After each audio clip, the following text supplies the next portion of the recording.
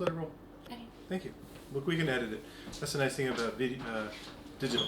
Okay, what's up, Jordy?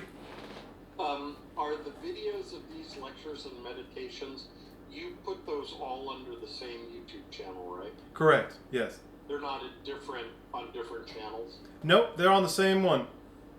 Hey, Johnny, hey, Marilyn. I just didn't record every single one of them because depending on how many people were showing up, and then also just I wasn't inspired, and now we're just recording every one of them. So We do turn it off. People have, individual questions and such. If anything's kind of seems personal, a little personal. Brian usually kind of keeps that to the end. Yeah. He's trying to keep it more general, and a lot of people they want to get to the meeting, but they're just like, oh, I'll listen to your recording. Especially we've had people come and go all year long, and what's nice is that we've got some regulars, but when people have work or things that come up, they don't feel like they're missing it. Right. And not that this is a class, but we do kind of keep moving. Oh, it's a class. Come on, it's a class. Where's my ruler, right? That's right. No. So yes, if you heard... Catechism. Yes. So if you have heard something tonight and you go on recording, it's not there. A lot of times it could just seem like kind of personal, or I didn't want it to kind of diverge from the point that was coming to me to talk about. So sometimes if we move into a direction that doesn't seem apropos to what's been coming to me to talk about, or Jules talk about, sometimes we'll edit it out and just keep the main juicy parts that I think that seem appropriate at the time. Okay, so I started off last week with a meditation, but this week I want to talk a little bit about where we left off, which is what the question is, the very simple one. What are we doing here? Why are we sitting here in front of this camera, listening to me talk, hear Julie talk, other people talk, and what are we talking about? And that's a very interesting question. In the end, why are we talking at all? Shouldn't we just be still, like Jordy said, and let go? And wasn't that George Falcon's main thrust? It's just being still and letting go. Well, unfortunately, the brain is quite a philosopher. This thing inside this rock here is quite the philosopher, and being still and letting go might mean something different to each individual person. So we're trying to kind of get everybody pointed in the right direction, because the brain is quite the little rascal. It can come up with some wonderful theories, and then we can go find other people and say, I believe in this. And they go, no, I don't get that. And then you walk around some more and you go find somebody else and say, well, I believe in this. They go, yeah, I believe in that. So, unfortunately, there's a problem right there. And we got to be careful, especially on this path, words do not really express the truth. Unfortunately, to the brain, it only can compare it to other truths. Jules, can you go that way just a hair? Thank you. Just a hair. Thank you. Perfect. And so we're trying to almost anesthetize and put an anesthetic in our brain to get it from chattering all the time. I mean, that's what meditation really is. It's just getting that chatter down, because it'll attach to anything it finds interesting, and then we're trying to let it go. Unfortunately, if you have an idea and you call someone or text them or whatever it is, and they agree with you, it actually is a kind of a shame. Because at that point, validation just reinforces your belief systems in that. So that's why we meditate. That's why we study the Zen koans. That's why we try to break the habits. Because, well, we're here because we want to wake up. Well, what does that mean? Well, George Falcon didn't invent that statement at all. I mean, you can find that in many different religions or philosophies about waking up. Heck, the Freemasons had the idea of enlightenment that was borrowed from the East, and they talked about it in their own way, about enlightenment. So, well, that sounds like, in the morning, what do? We turn if it's dark in the room, we turn the light on. And that's basically what we're trying to do, is enlighten the brain. when I first started working with George years ago, he talked about spiritualizing the mind. And really, what does that mean if you think about it? Well, is spirit very heavy? No, spirit is pretty light. I mean, those of you who have done Qigong, does the energy you're moving through your hand, is it like, whoa, that's heavy? I mean, you could ask it to be like that, but no, it's lighter. So in a sense, we're lightening the body. And realistically, when we meditate, we should start floating. Realistically, if you think about it, but we don't. So our body has certain amount of belief systems in it to maintain your gravity. And so we're trying to, in the brain, there's like a gravity, it's like this is a heavy subject, man, really heavy. And it's like, we're trying to like lighten things up a little bit. Because why do we need to wake up? Where'd that come from? Did someone wake up and went, whoa? Well, it doesn't look the same as it did a minute ago. Wow. So someone did that, and guess what? Someone told someone else that, and they went, really? Well, how'd you do that? Well, what's interesting is that most religious anthologies are based on that experience. You think about the Bible. The Bible really is an anthology of people's experience with that process. That's the basic simple process that is the Bible. Yeah, there's all these wonderful stories and miracles and things like that. Excuse me. But in the end, it was just really about people's spiritual journey on waking up. I mean, it's like Moses is credited with the first part of the Bible, part that's called the Torah. Excuse me. And he's talking about God speaking. Well, was there really a God speaking, or was he just hearing something? Hearing instructions. And he didn't call it God, by the way. It revealed itself as the I am. Really wasn't a the in front of it, but we have to communicate, so as I am. Well, why would he say it like that? Well, because people don't see anything when they look for God. Do they? I mean, hopefully we all do, but we're going to talk from the normal people. Why do they go to church? Basically to know God. And unfortunately, do we find him when we walk into the church? Is God just sitting there going, hey, what's up, man? How you doing? And no, well, there's a whole process. And in the Bible, they talked about praying. Okay, well, what's that? Does it really an instruction manual on praying? Well, there in the Bible there are prayers, right? Okay? So obviously someone was talking. But does God talk back? And how does he talk back if he does? I mean, I would be wonderful if we got into our prayer moment and said, God, could you say hi to me? And if you're not paying attention, you might miss his answer. Or hers, it's just gender neutral. But it's like, the thing is that what did prayer mean? What did it mean? Well, in the Aramaic, prayer just basically meant, colloquially, to set a trap. So what are we setting a trap for? God? Well, how do we do that?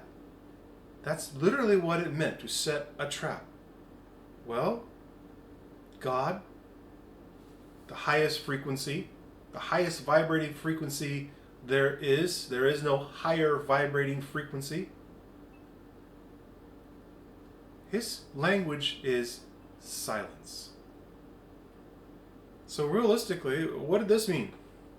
Putting the hands together. Well, we were like this, and then we get silent, and hands come together. And in Zen, they call that whole mind. So it's all over the place. So again, if someone's experience was, I don't see God, or I don't see the highest frequency, or I'm not experiencing the highest frequency, what do I got to do? Well, again, we're talking about this noggin here, this little rascal, this little troublemaker here, that thinks we can talk to God.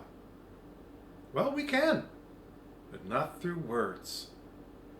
Now, there is a frequency, that there is a communication with what is known as the Holy Spirit that appears that there's a communication with you and the Holy Spirit. It appears that way. But we're not going to talk about that right now. We're talking about getting in touch with the highest frequency that we can just call God, because that's what everybody's talking about. That would be, we could call it Tathagata, whatever we want to call it, but it's just easier to call it that. Because the word comes from the German deviations on it, derivations on it, that basically mean good provider, meaning that it provides goods.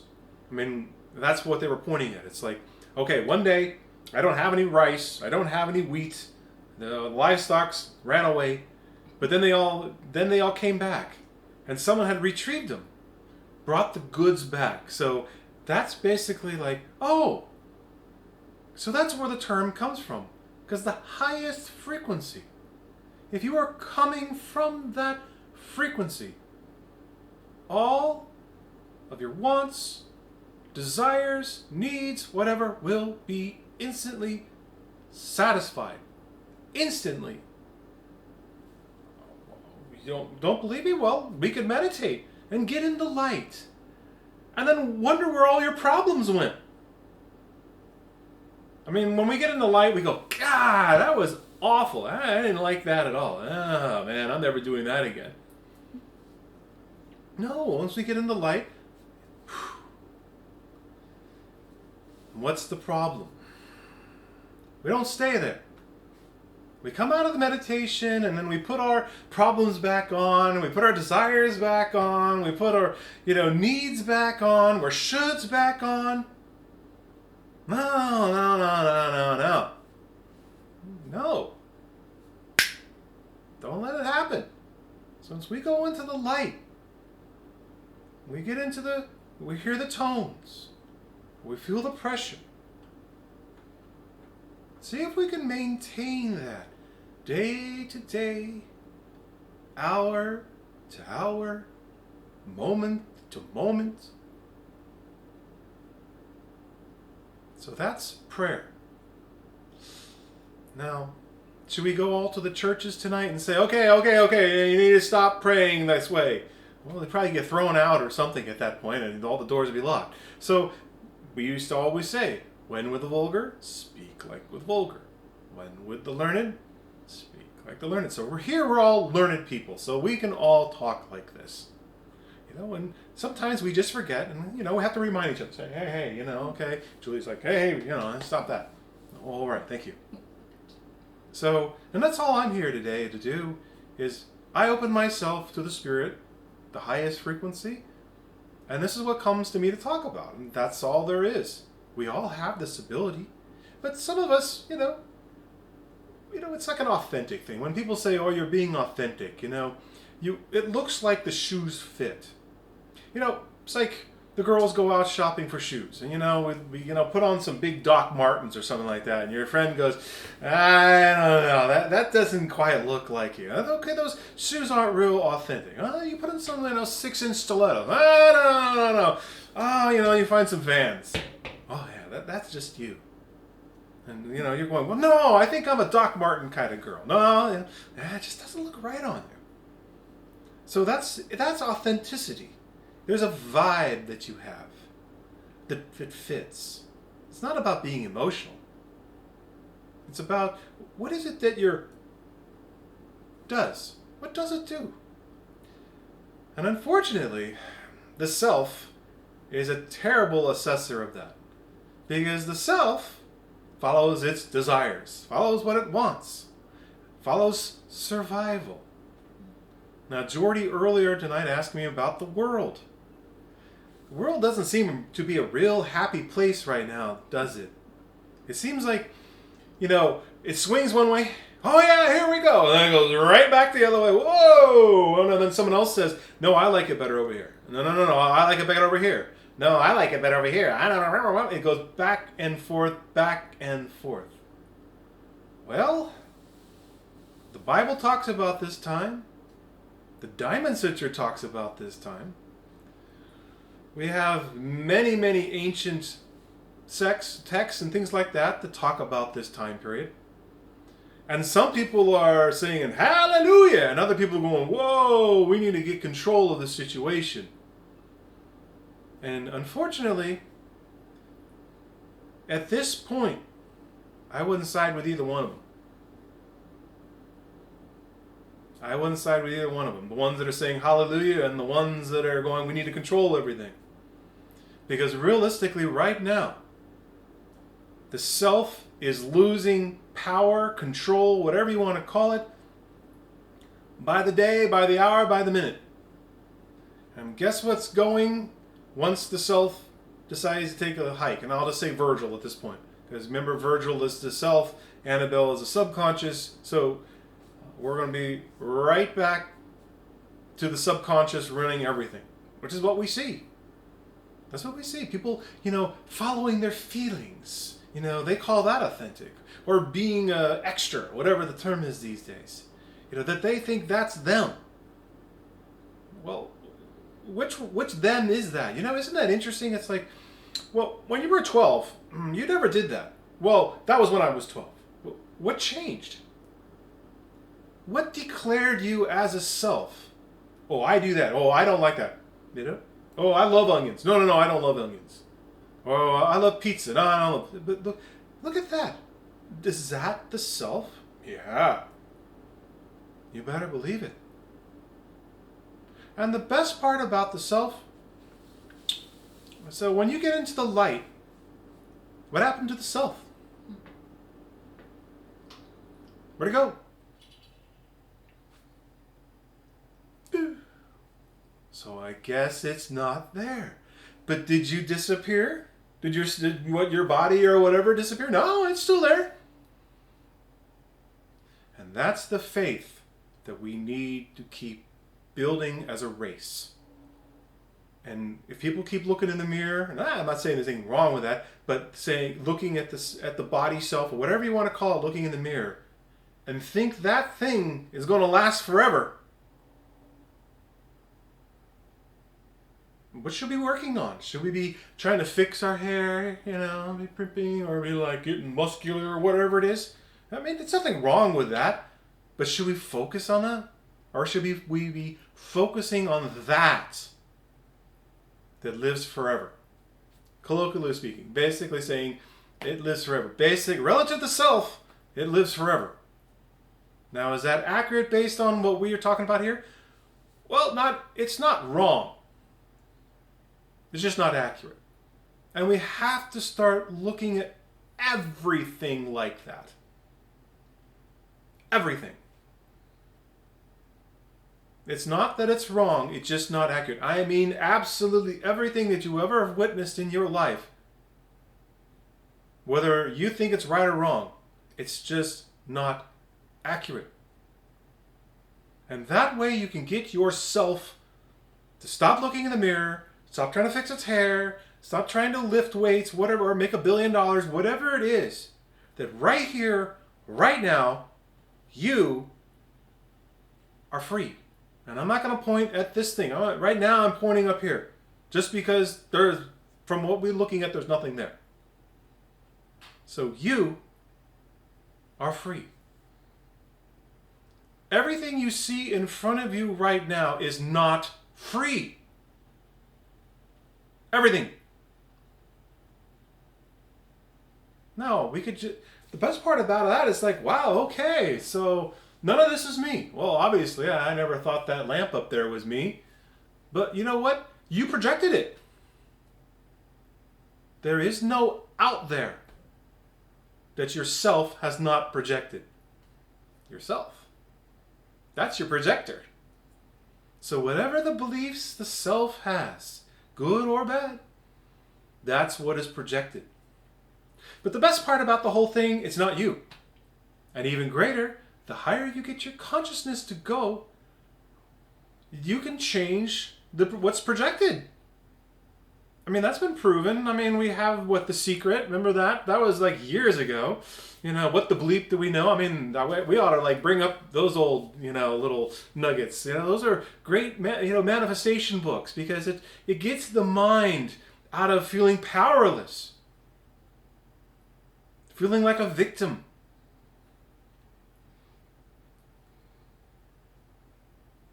That right here, right now, you are free to change this thing in the right way, in its authentic way. I mean, coming from the light, where there are no problems, there are no problems either. It's the absence of problems. And what's the opposite of a problem? A solution. So it's not a solution and it's not a problem. It's neither nor, coming from that frequency. So at that frequency, what do? Well, you look down at your creation, which is your self. Your Brian, your Julie, your George, your Anna, your Meredith, your Leanna, your Johnny, your Marilyn, and Penelope's back there somewhere. And we created that. Unfortunately, we lost control of it. That's the problem. Is that we kind of left the keys in the ignition and then went, oh, I'll go get myself a burger, and you came back and the car was gone. So it's like, and now you're like calling Julie, calling Jordy, have you seen my car? Well, I think I saw it parked outside of Burger King. It's like, well, okay, I got to get over there and retrieve my car. Well, I don't remember driving to Burger King. I don't know. I was just happened to drive up there. Not that I'm saying anybody goes to Burger King. That was just what came to me. So the thing is that that's what we're trying to do. We need to find our car where we parked it. Don't we love those dreams or something like that? In a dream, you're like, you can't find where you parked your car. You're like, oh, I know I parked it somewhere. And that's kind of what we're doing here. If we're trying to bridge the gap between what we call you and your projection. And at that point, people call it nirvana, people call it heaven, whatever they want to call it. It's better than what the self experiences without this. Because it's looking everywhere. Where's God? Where's my provider? Where's my source? So then we create, not unfortunately, but we create religions, or if we're more scientific, we create clubs, we create networks. Or we have an entourage that follows us around, if we can afford that. So basically that's life without having a relationship with our source. So that's why we meditate. That's why we chant. That's why we contemplate. There was a day that we were at a restaurant and it was, psychically the energy at the restaurant was like being in a tornado. I sat there and it was just like, I couldn't even concentrate. The energy was just swirling so much. So I sat there and went, oh, I'm just going to chant. Jesus, Jesus Christ, Christ, Jesus, Jesus Christ, Christ, Jesus, Jesus Christ, Christ. Just put my awareness in my 6 chakras. Jesus, Jesus Christ, Christ. And I was like, oh, it's just I'm in the center of the tornado at this point. So that's how we protect ourselves from this energy. Is we have these tools. Whatever they are. We can be aware of the tones. Or we could just be in love. Just walk around feeling love. We did a love meditation last week, and I told everybody just to stay in love. It's a perfect yellow brick road back to you. And like I said, all of a sudden I was in this restaurant and it was just like, oh, that's interesting. Okay. So wow, all kinds of spirits in here, not just ones with bodies. There's ones without them. And so then that's what you get to see. You get to see the universe doing its thing. Then eventually you see auras and you get to see how the colors go in and out. Then eventually there's like these panels show up. And there's space between each projection. Everything. Every anu, there's a space between that. And unfortunately, at that point, if we don't have our self trained, it can be kind of a freaky experience. So that's why we need to keep, patting our little dog on the back and saying, it's okay. It's okay. It's okay. Because it gets a little stressed out sometimes. Sometimes a lot stressed out, unfortunately, if we left the keys in the car and walked away. Let somebody else drive the car. And that, unfortunately, these days, what happens is that, we think we should do something. Or we shouldn't do something. And that, unfortunately, is what Freud, I think, called the superego at that point. And unfortunately, that started with our parents right there. So if we have a huge should on our shoulder, we need to go look at our parents and see where this belief started. It even could be a good thing. But remember, up here, good, bad? Well, I could say it's better, but what is good? What is bad at that point? So now we're coming from appropriate. And unfortunately, right here, once we start getting into that frequency, we might start losing some friends and family members at that point because we're not drinking buddies anymore. We don't have the same brand. We went from they're drinking Budweiser to tequila. No, I don't like tequila. I don't like that. So they may not want to show up and drink with you anymore. And that's usually at this point is why people on this path usually start finding caves and mountaintops or wherever it is, because at that point you're kind of like, who do I talk to about this experience? It's like, this right here, right now, you're free. Well, when they look at you like, the heck are you smoking, man? I don't want. Well, that's a bad trip. I don't want anything to do with that. Yeah, that's true. I mean, come on. We all, growing up, went through that.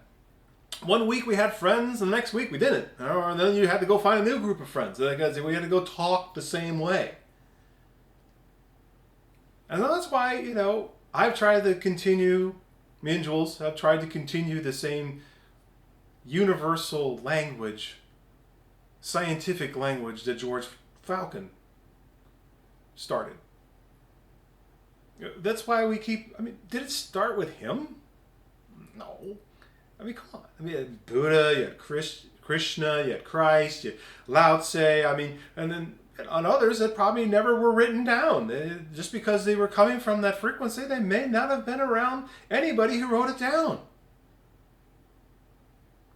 So it's just, we're here, to continue to help people wake up.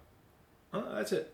If it's interesting, if this is your, this is your bottle of vodka that you like, whatever it is, your brand of coffee, then by all means, let's keep up the good fight, however they say it. Let's teach the good news. And the good news is, no matter what you are experiencing, whether it's good or it's bad, it's still part of the same dream. It's like you have a dream one night and it's really wonderful. And you're like, wow, I won an Oscar or whatever it is. And you got to meet Robert De Niro, whatever it was. You're just like, yeah, this was my night. Or, I got the big part or the big role or my book sold 1 million copies, whatever it was. I got the promotion. And the next night, it's the complete and utter opposite. You wish the dream would just end and you can't seem to get out of it. And you're like, no matter what you do, it just gets worse and worse. You wake up sweating and you're like, oh my God, what was that all about? Didn't you know that was made of the same stuff? The good and the bad was created by the same brain? The same stuff. And that's the same as the world. That is created by the same stuff that creates what we perceive as good and what we perceive as bad. The difference is in the perceiver. If you are coming from the highest frequency, can't you see the fallacy in the good person as well as the fallacy in the bad person? That they both are coming from fallacious arguments? You can see it. You can say, well, if you thought of it like this, or if you thought of it like that, when you're coming from that frequency, you're coming from that healing frequency. You can diffuse the situation. And now there's just balance. Like the yin and yang, the Tao signature. Just smooth, perfectly running engine.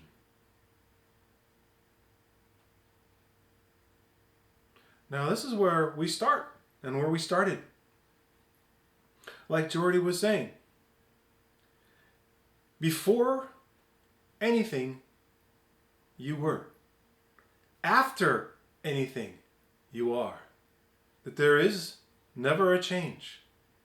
That anything that was started or began or ended was a product of what we will call self at this moment. An idea. And that's why it's so important for the prayer, for peace, and when waking up with the Diamond Sutra, that it neither is nor is it not. But under some conditions, it may appear to exist. Under certain conditions. Again, that's the perceiver. And the higher your frequency is, the more you won't take this so seriously. What's happening? But it's not like you're not going to take care of your body or your body self, whatever you want to call it. You'll actually take care of it better. So back to what Jordy was asking about this time period. What keeps coming to me is that things are getting a little dicey out there, and they have been for some time. And it keeps coming to me to tell everybody that are interested in hearing that I suggest that most people try to find, or have already found, a safe place to be. Now, it doesn't necessarily need to be on top of a mountaintop somewhere, or it doesn't need to be, it could be in LA or not, or wherever. But if things do go south pretty fast, like with the wars in Europe and everything like that, is that you want to keep your body safe. Because we want to take care of it. Give yourself enough time to get out. Or just be fine where you're at. Be okay if there are food lines or if they start restricting things. Do we need to eat at that point? Remember, we've all done, well, most of us probably did some version of Qi only up in the retreats. Or the breatharian thing. Or just doing liquids. Lightening the body.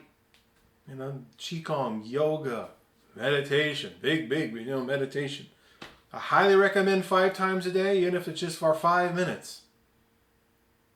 Just getting into that frequency. Like Jordy was talking about contemplating all day. That's fantastic. That was my door, was contemplation. That's how I did it. There is no right or wrong way to wake up. I'm lying a little bit there. Okay, so, the Hindus basically say if you do absolutely nothing for 1,000,000 lifetimes, you'll be awake. Well, that's a lot of lifetimes, and I think I'd rather get going. So, letting go and being still, that's tremendous.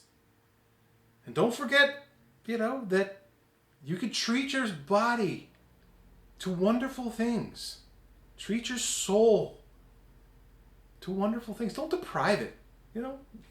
Exercise it, stretch it, cleanse it. But also don't forget to live.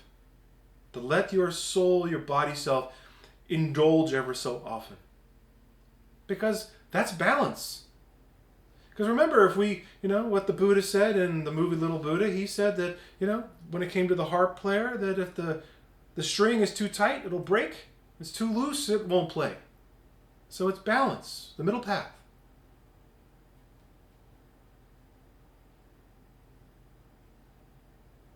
So, this world, it could go south pretty fast. And so I highly recommend that if you don't have an out some way, that you find a place that you can go to. Or if you're okay with being in the middle of it, well, then make sure you have a good place to meditate in your house or wherever you live. A good place to be quiet. Because if things get noisy, if your energy gets crazy, that you need to isolate yourself from that. Careful with the media. Careful with the media. Because remember, the media is not controlled by God. It was created by man. So man could feel in control. I mean, the media was wonderful. I mean, I love everybody saying the media has gotten out of control. But if you go back to the old days, I mean, this is not even that far away, George Washington had his own press. He had his own newspaper. As so well did the other whoever. Everybody had their own newspaper in those days. So they're out there, this is their news. And, so, I mean, all the way through the Wild West, a lot of these stories that were created in the Wild West were actually created by the people who supposedly lived them. They just went and said, okay, this is what happened, and they went and found a newspaper, and then everybody started believing it. And then the other half had another newspaper, and they said, oh, that's not what happened. Well, it sounds like today. So nothing has changed, whether it's on TV or on paper or someone just was gossiping. Not you, I was just pointing that way. Julie never gossips. Never. Not once. So the thing here is being protective of your body. Because this is your lab for waking up. Yes, there are cultures who think the body is a waste of time, but not us. We don't want to make it perfect, because remember the Buddha said he can't be recognized at the 32 marks, even though those 32 marks were perceived that he did them, but he never would have said he achieved them. They should just be fruits of the Spirit. That when you're coming from that frequency, one could say that you have attained the fruits of the 32 marks, that you bestow that virtue. And one could say you're a good person.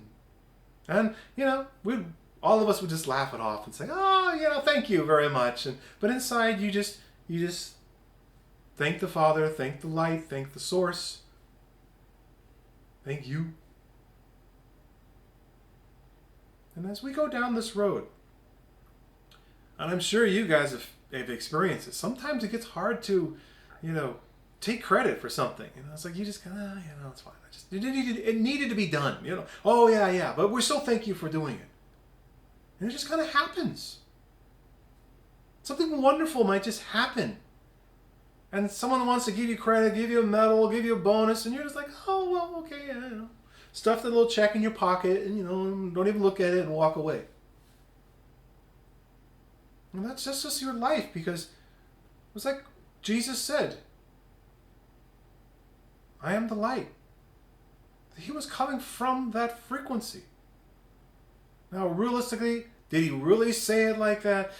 I would guess that was an interpretation of something he said that his disciples said, well, that's what it meant. When he said whatever he said, he basically meant, I am the light. Because if you're coming from the light, you would never declare yourself that. But people recognized in him that perfection. So they declared him the Christ. They declared him the Messiah. Now, ironically, Gautama Buddha did, in a sense, I'm going to put my bunny ears back up here again. I like to use them. He declared himself the Tathagata. Now, did he really declare himself that? Well, as we know, Tathagata is basically an action word. That they're basically, it's neither this, nor is it not that. So, but it's basically saying that's where we're coming from. That this space here,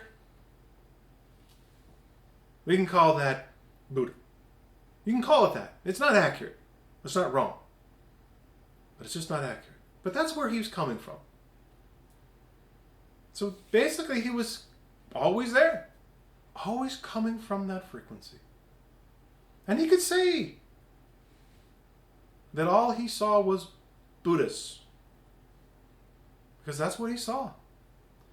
Could you imagine saying that to these people these days on TV? If you're coming from that frequency, you would see the truth in them as you see it in yourself. That you would see no difference between them and you. But is they talking about this thing here? No.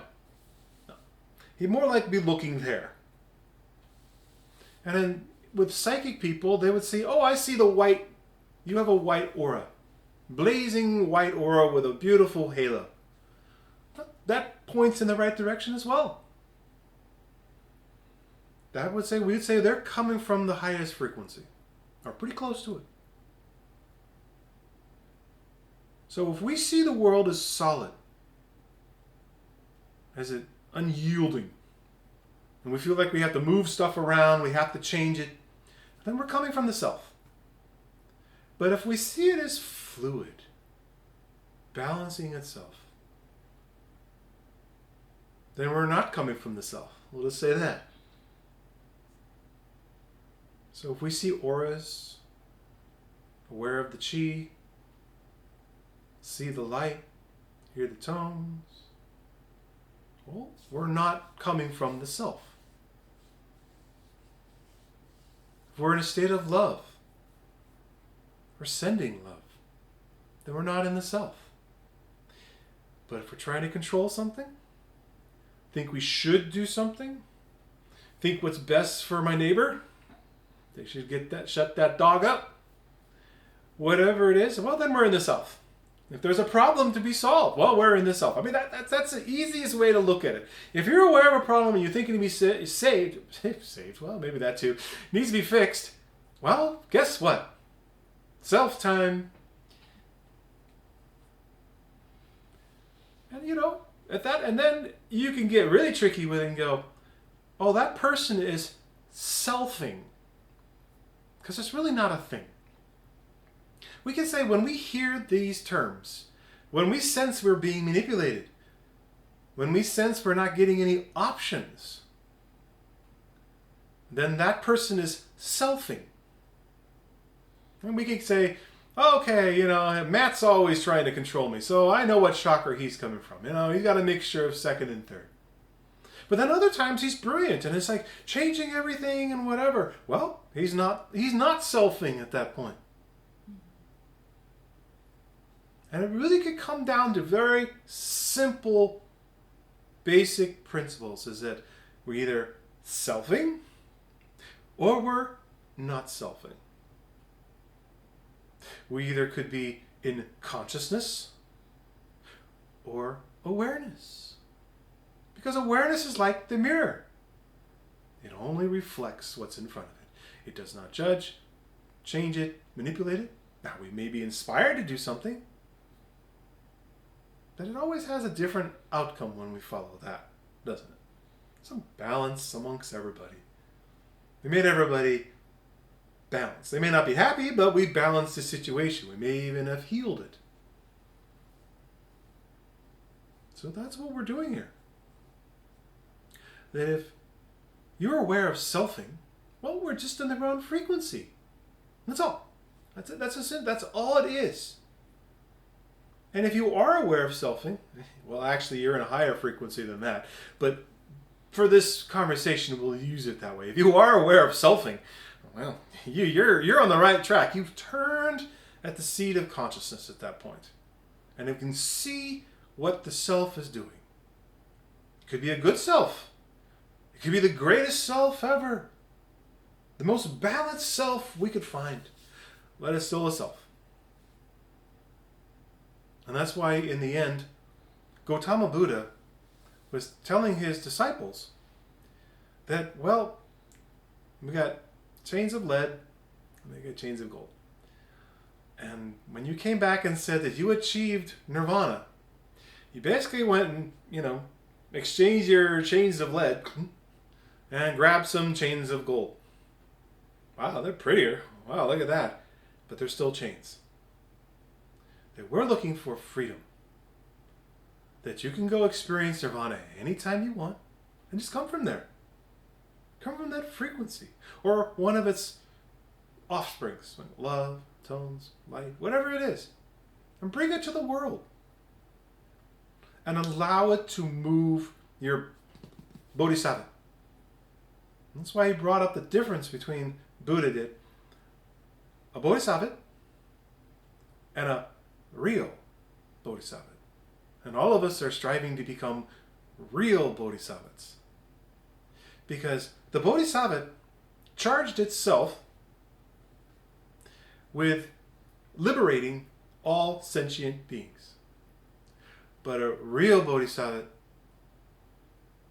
all they see is Buddha.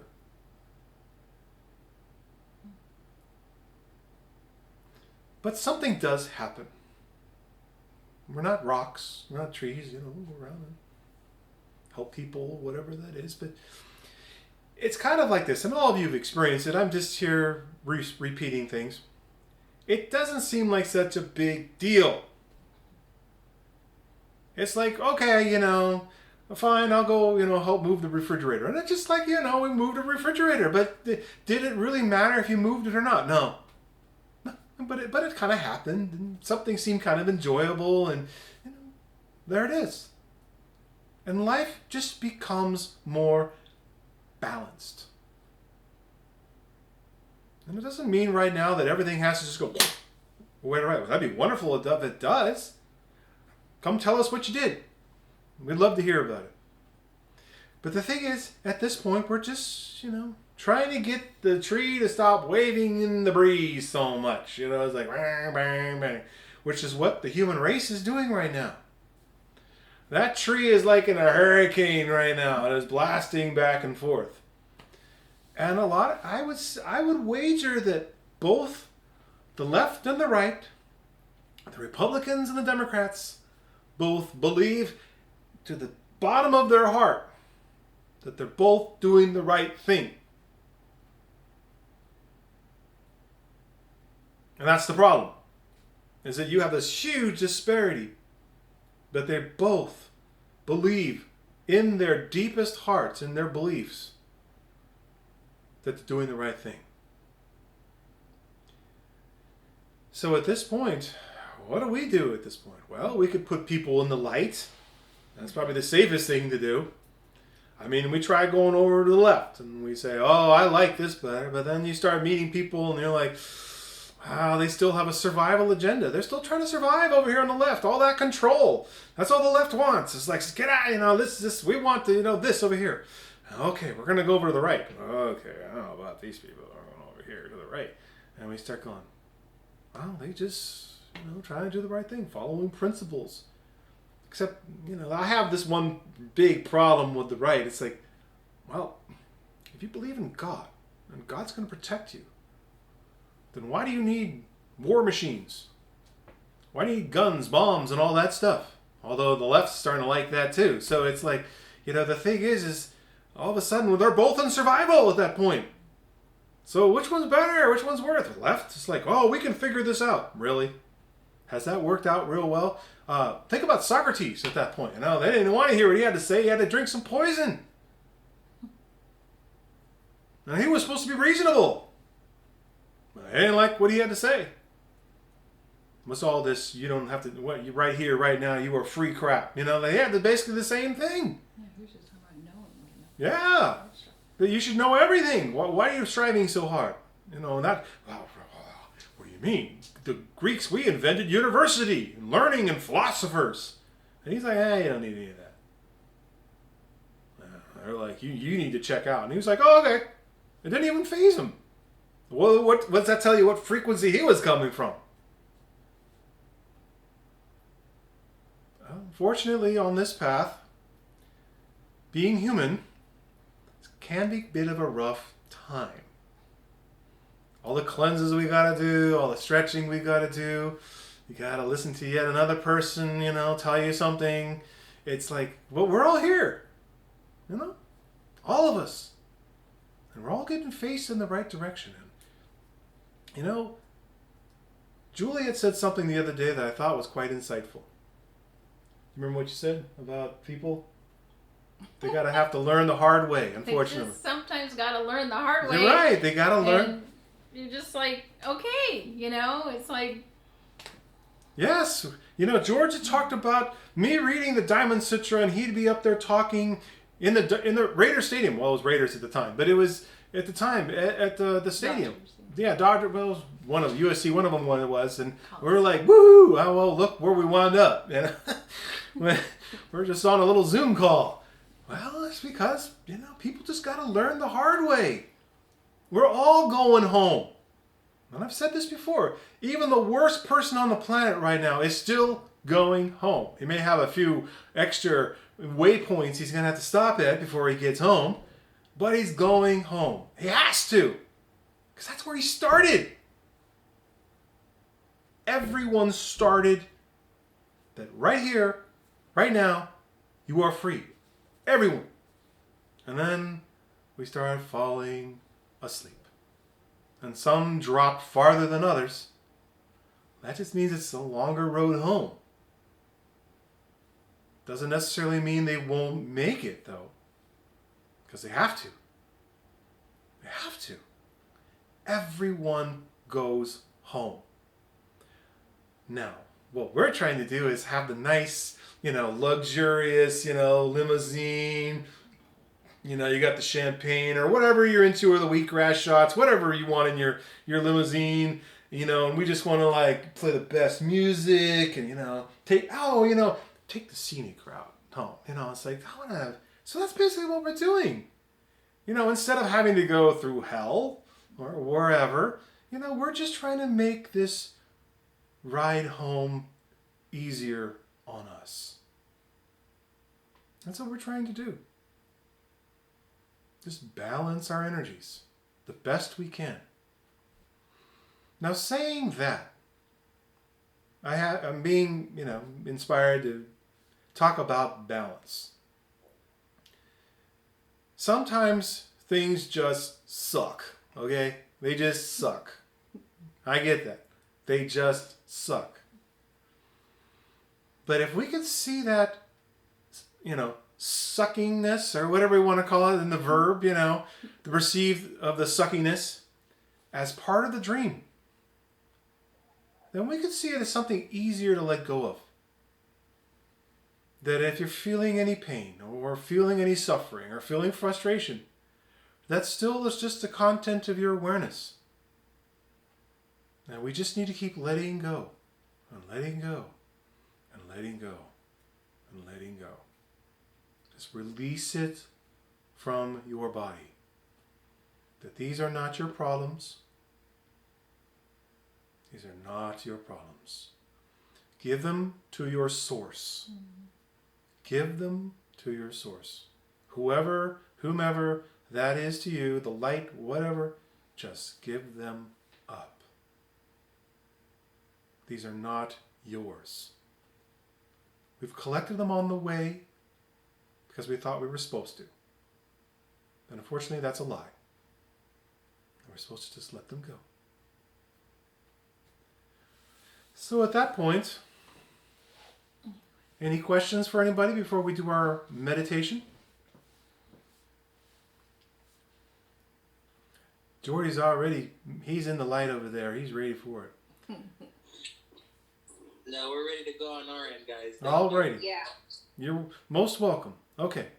So, Julie, want to turn the camera on and off? Yeah. Okay. So let's make ourselves comfortable.